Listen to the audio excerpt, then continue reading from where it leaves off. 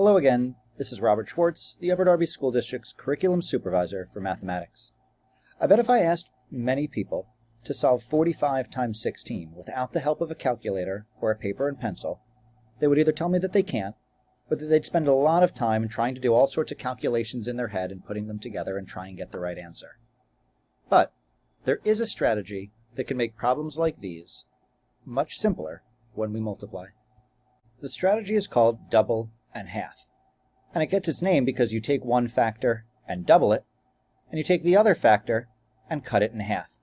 Now we've taken a complex problem like 45 times 16 and made it a much simpler one that most of us can do in our head.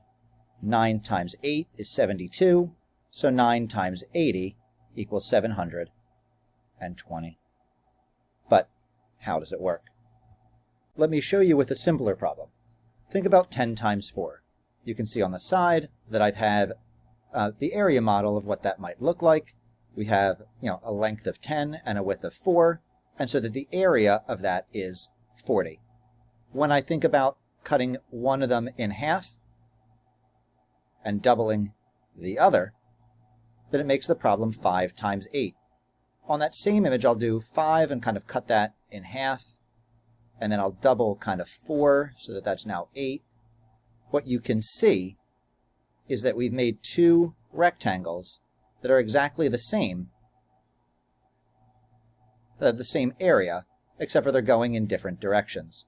So now that you see 10 times 4 and then 5 times 8, they both have an area of 40, giving us the same answer. Now it's time to try a few on your own.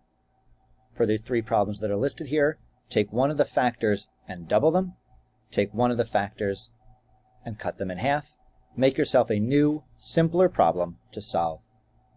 Good luck, and keep watching for other videos.